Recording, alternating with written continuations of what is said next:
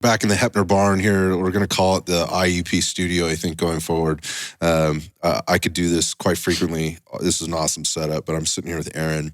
If you can hear in the background, that's Jacob Heppner himself, as well as Jake Labhart out on the range, which is just outside the door of the gym, which is awesome. So if you hear some gunfire, that's what's going on there. We are on the inside, and we are going to be talking about sprinting. Why sprint, Aaron? Why is this important? Why do we got to do it? Why should they do it? Who shouldn't be doing it? All that stuff. Yeah. Go ahead. So sprinting, just a high level, incredibly important. Main population we're going to be talking about is law enforcement. Special Operations Division is who we typically work for, both federal and local. I believe it's something they should be doing, regardless of age and ability. I think it's something that is incredibly useful for all three of performance, readiness, and longevity. So it plays into a lot of specificity, but also just GPP, general physical preparedness, of just keeping them ready. I mean, they have other lives they live outside of work, and so it's applicable to job readiness and overall performance, but also being able to go home and play with their kids. The kid's got a soccer practice or something like that, or he needs to work pop flies with his little one. So maybe they throw it up and they got to be able to run and catch some stuff. I know that people are like, okay, get to the point. But that's real stuff, man. Yeah. And I tell you, especially as you get older, and time gets less and, kids get a little bit more active and all that stuff. I've been working in the fitness industry for nearly 30 years, right? And in the personal training end of that space for basically all of that time. There was a small amount of time where I was strictly doing operations, like in sales and sales training and things like that. But it was all been rooted in working with clientele. Mm-hmm. And the clientele that generally walks in there, they're humans. They put their pants on the same way that this population you're talking about does too. And the thing that ends up driving people is this point in life that they get. Surely everybody wants to build muscle, lose fat. Mm-hmm. Even this population wants to do that, right? Yeah. That we're talking about. But the thing that drives them is that quality of life piece, mm-hmm. and the things that are slowing them down and not being able to keep up with the things and or do or access the things that they want to do and stay vibrant. Mm-hmm. So I want to come back to that longevity piece at the end, but let's jump right into the performance piece, because I think that's where obviously people want to know about it. And I don't think we have to build. Do we have to build too big of a case of why sprinting would be important for this population? I mean, you can just sum it up with 2 words: speed kills. I mean, true. Strength matters and speed kills. So, yeah. And we've talked about strength a lot, and we'll continue to do that, obviously.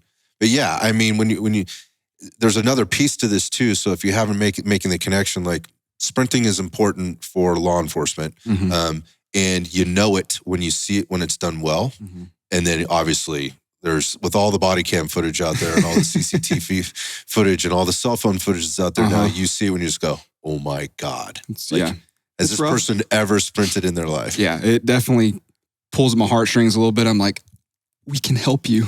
Yeah, and I'm glad we're doing all of this, spending this weekend out here so that we can get just good information out, just free, so guys can just take it and literally run with it or sprint with it and hopefully better themselves for the job. Right. I mean, because that's what it's about, is getting them to be able to perform better and then be able to get home. So when you do assessment or surveys, when you're working, because you're the guy that's on the front line in these courses working with these officers all the time. And, you ask them about their sprint work, or you ask them about let's just be specific, like how this would fit in. It fits in more to the power and speed component mm-hmm. of all the things that people should have, let's just say, in their tool belt or their bat belt of mm-hmm. things to draw on. And just to be clear, just real quickly, strength, power, and speed, and we're going to put those two together. And agility is included in that. Yeah, agility is in there, so people are like, where does this fit in? Mm-hmm. We'll talk about that more, but... Mm-hmm. And then obviously the capacity piece, the ability to express this for time, right, and do that work. But the speed piece, like where is it fitting into their workouts? What are they telling you they are or aren't doing with speed work or sprint work? So typically the answer I get is about, I'd say 50-50 on, hey, I do sprints in the rooms of, say, 20 officers that we're working with. And then we break it down and be like, okay, what is a sprint to you? And most of the time it's 100 yards, 200, 300, 400. So they're pushing up to that, like what you'd think is an Olympic sprint. Like those guys Michael Johnson can sprint at 400 meters fast. He's also trained his entire life. Exactly. And done some PEDs to be able to do that faster than anybody else in the world, right? Yeah. Usain Bolt can do 100 and 200 and sprint. So to sum it up, a sprint is what you can hold your max velocity for, the distance you can hold your max velocity for. Which would be around how long for the average, let's say non-Olympian? Non-Olympian, I would give them 20 to 40 yards. And so there's which is how long on a clock? Ooh, if we're doing flying, 2.5 to 5 seconds. Yeah. Hopefully some of these guys we've timed, it'd probably be a 6 second, 7 second 40. Right. And that's slick. That's slick. No kid, no nothing. Yeah. Right. Now, athletes can obviously get into the low 4s, and that's a really good time. But these guys, we're just trying to get them to do it and do it better than they were. Okay, so that's how we're asking them, like, how far they sprint. Mm-hmm. Like, when are they putting this into the program? Like, where is it kind of landing for them? Is it random? Is it planned? Usually random. Typically like a Saturday, once a month. Some people say they do it once a week. I'd like to see it exactly how they structure it, but most of the time, the answer I get is once a month or just whenever I feel like it. Yeah. So, okay. So let's go. So we're talking about the why, and this is how they're applying it. So they understand that it's important or they wouldn't be doing it, right? There's some level of connection to this. But yeah, it's like, it's important, so I need to do it. And then there's the lack of understanding that comes. And so we really talk on it. It's easier to do hands-on versus just in the classroom setting. And once we do it hands-on, it's easy to freaking grasp for them. They get it. They get it. They're like, okay, yep, this is it. And then I teach them the progression, which we could do a whole other talk on the progression and the prescription of reps and volume and all of that. But once they get it, they're like, okay, this is easy to apply. It's a lot easier than they think. Okay, so that's the thing. Mm-hmm. What do they think? You already said, like, going longer distances. So what do they think? We know a little bit about that. What do they think about sprinting, and where are they getting their information from? No idea where they're getting their information from. My educated guess would be, so 68% has played I want to say 69, I think, to be exact, based off the surveys that we've done at every course, and which has been 300 to 400 officers. 69% has played a high school sport. And so looking back at high school sports, football being the most popular, because we've surveyed a lot of Texas officers, what's the most awesome. Football being the most popular sport. Right. Typically you're doing gassers, you're doing wind sprints, which you can get into a whole topic of like, what the heck are wind sprints? Right. And then you go into like the hundreds and all of that stuff. So people are reaching back to perform what they did before, because in their mind, that's what worked. Yep. That's also, it's just all they know. I mean, they were 14, 15, 16, 17 years 10, old. 15 years ago, right? Or whatever. Or more. Yeah. Or more. And so they're just going back to the archives of like, this is what I did before. Seemed to work. I was a good athlete. So we're going to keep doing that. Right. And that's just a lack of understanding. I mean, they're doing their best. And so we actually did a podcast on, throw away your running shoes, stop doing 5Ks all the time or whatever. And again, it's a little bit of clickbait in that title, but at the same time, it crosses over into kind of what we're talking about now. And people are separating out their running. Like, I have to do long distance running and I have to do sprinting, because they do two very different things. And in that sense, they're not altogether wrong.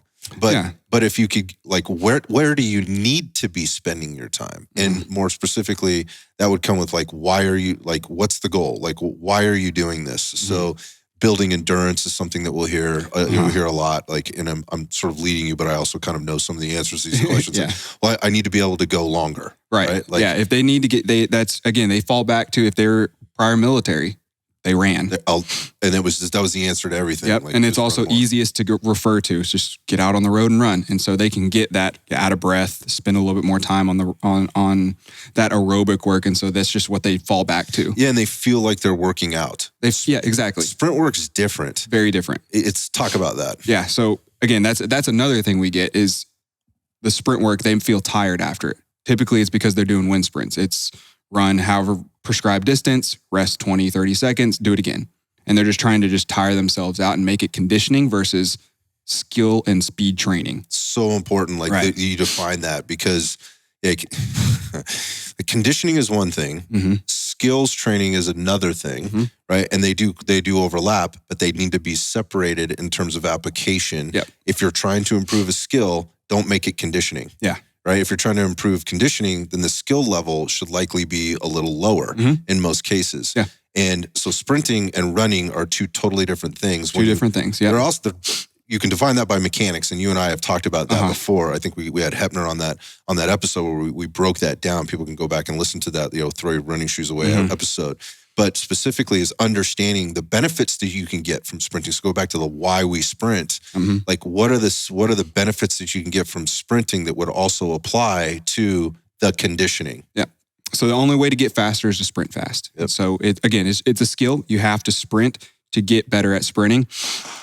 It helps bulletproof your hamstrings. So if you think about if somebody just goes out on the job and sprints, now they're in full kit and they just take off and they haven't sprinted before, they either fall down because they're not used to it, they're not used to all that weight, their hamstring may blow out just because they're not used to that force they're producing. And so training that skill helps to get them acclimated to it. So when they do have to use it, when push comes to shove, they're a little bit more acclimated to that stress versus just going and hoping things fall into place. Yeah, this is an interesting thing. Without getting too deep into the weeds on this, I'd love to do that, but we got a little shorter time frame on this one. But with regard to the hamstring stuff and the bulletproofing your hamstrings, I think part of what people don't understand about speed work is that there's a part of speed work is also learning how to slow down, right? And putting that in. So there's the sprinting. That is step one. And then exactly. And so there's the deceleration piece. And I think like what most people probably don't get is also that those hamstring blowouts, if you will, it happens from the deceleration piece. It happens with that foot strike, right? When you're sometimes that, and then sometimes the overreaching. Yeah, exactly. Yeah. So they're overreaching because they're not practicing. Right? Exactly. Yeah. And so again, it's because it's a skill. It's not something you just go out and do and expect to be good at it. It's foolish to think that your body would be able to respond to that in a productive kind of way. You might get lucky, right? Or maybe you didn't overreach, or maybe you stopped one stride short of unknowingly blowing out your hamstring or whatever. And I don't want to make it all about injury. Yeah. But everybody listening to the show knows somebody, if it's not themselves, that has had a hamstring issue, and it showed up with them doing something like, I don't know, running around on the park playing softball or on the basketball, like just doing something outside of it. Two examples I can think of at the top of my head is it was a baseball situation, and the dad was catching pop flies from his kid because he was working on batting, and he stepped back and then sprinted forward, and as soon as he sprinted forward, his hamstring just popped. Yep. And then very personal one is my brother. He always ran on the 4x1 in high school. He would run the curve. And then his coach had him go to the straight, and that's a whole different movement pattern. I mean, if you're only used to running the curve, and then it also puts it in your dominant competing. Legs on the outside. Exactly. Yeah. You're and then you change to, I'm competing against somebody and I got one shot at this versus I can rely on some teammates. And so you're overreaching, trying too hard, and then you're running a whole different movement pattern. And then, my brother's at the very end. It was the last stride. He was trying to push himself and get ahead. It grabbed. So it's interesting you brought that up. That's actually something I hadn't thought about talking about. And that is like the terrain is not always predictable that you'll be running on. So get really good on the terrain that you're training on, and then you can practice. So again, going back to speed, the only way to get better at it is to sprint. Part of it is learning how to decelerate first, right? But then also it's knowing how to throttle up and throttle down, and the benefits that you can get from different levels of speed training while you're training. I mean, we do 2 different days in our programming. It's an acceleration day, so 10 to 15 yards, where you're really working on that push phase and just driving out. So the first few steps. And then we have a second day later in the week of max velocity, where you're working on, you're a little bit more upright, you're a little bit more relaxed, and you're just letting your foot strike happen and your legs cycle. They're 2 parts of the same animal, and you still have to work both of them separate. So that's really important. So it's the organization of the sprint work, going back to like, how are officers applying this, and where are they getting their ideas from? This is the guesswork that's been taken out of it. And number 100%. one is like, you may not, so if you didn't understand why it would look like that, I think Aaron just gave a really good overview of this. Like there's 2 parts of this. And they're both equally important.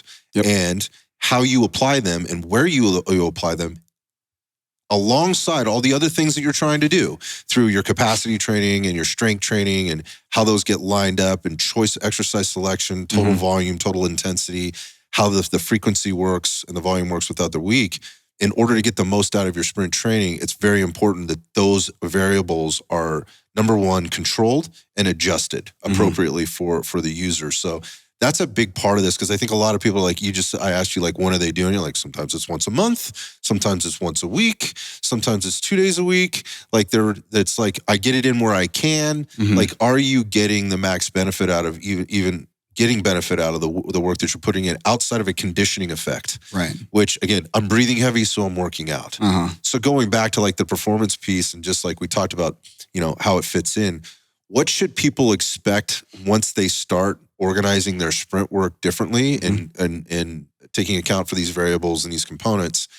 What should they start expecting to see, the elapsed time notwithstanding? Like, what are some of the training effects or the performance outcomes that they may not realize they get from sprint work? They're going to be quicker, more forceful.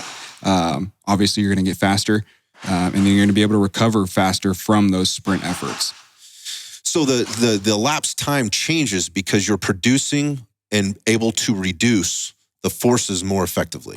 Yep. So that's your weight, right? That's obviously ground, the terrain that you're working on and what you're applying the force to. Is it sand? Is it gravel? Is it grass? Is it a track? Is it concrete? Is it asphalt? Those are all different surfaces. Very different surfaces. But if you're able to do in a controlled environment and do the absolute, let's just put it up to 100, and you can do 100% of what your body's ability is, whenever you get on those unstable terrains and all that, the drop is a lot less significant as if you never trained it before. Right. So what you're wearing on your feet matters. Like we can talk about that in another podcast, but obviously what you're wearing to train in versus what you're wearing on duty could be different, right? And so training there at some point, just like we talk about plate carrier training, it should be seldom, but at some point, like maybe do it at your range day with your team. Right. Add it in there, like, so everybody benefits. Yeah, and then you're already in your training gear. You could do it with your belt, but that's also after you've gotten a good foundation of normal sprint training outside of the range and in the gym. Yeah, so we should talk about sort of performance piece. Let's talk about the capacity piece. Like, so there's the speed and power piece. There's also the capacity piece. And I think this is a very missed benefit from doing speed training. Like, what are you getting out of it? I have another question for you, just kind of on what they should feel while they're doing the training. But talk about the capacity piece and what's happening when you're doing sprint work. So it kind of goes into the high intensity interval training. So it's high intensity, you're doing it in intervals, and you're resting. So I guess we need to talk about the rest phase. That's where I was going. That was my next question. Yeah. So we recommend for anywhere from every rep you do. It's a little nuanced because you start getting the distance. Yeah, there's timing, and then there's experience level. For every 10 to 15 yards of sprinting, recommend a minute, especially for a beginner. So if you're doing 30 yards, give yourself 2 minutes so you can recover and repeat that effort and get faster. Yeah, because this is max effort. So it's got to be max effort. So high intensity interval training, by definition, is absolutely max effort being put in, and then taking whatever the required rest time is or the limited rest time is. 1 to 2, 1 to 3, to 1 to 4, recover to where you can to then be able to put in the max effort again. Because if you're not able to put in the max effort, then you're not going to be able to get to the speed to get the training adaptation that you're looking for. And very quickly it turns into just simply conditioning. So that was what I was going to ask you just about, like, applying this. It's very important to understand what you're going to feel while you're working out. Like, it's going to be very hard interval, and then a very controlled and very measured rest time, so that you can be, quote unquote, fully recovered to be able to perform that again. Yep. It should feel like you're waiting forever. Right.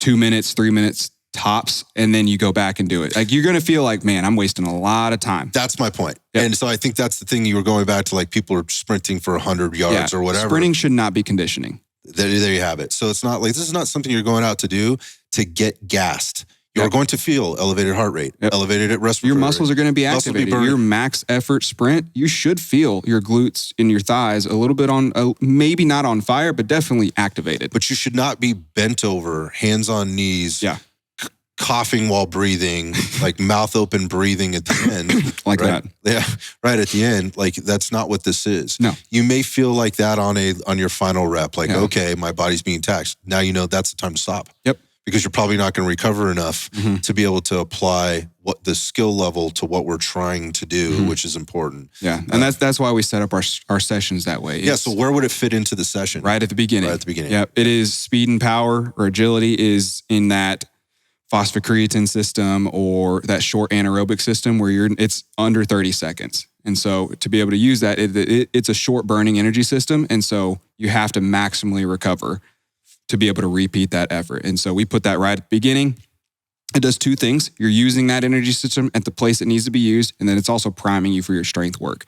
So it's firing up your nervous system, getting you ready to be able to put more force in the ground if you're squatting, or just more force in general for that strength lift that you're about to do. Yeah, without nerding out on this too much, there's another piece of the sprint part, or the sprint component, and how we're applying the training as it relates to the signals the body is getting with regard to the performance and recovery piece. And as opposed to, say, more of a conditioning workout or a longer distance, like we started talking about 5Ks and things like that, we're timing the time, and then the recovery time in between the work interval begins to send different signals to the body. Your sprint work sends more of an anabolic signal to the body, right? Yeah, so yeah, if we want to get into the hormones. Right, so I don't want to, that's what I say, I was like, I'm cautioning myself here. We can go deep. And I want to do that with you sometimes because I think people want to hear that at some level. But yes, it's sending an anabolic signal to grow, repair, or recover, or repair and recover to come back stronger.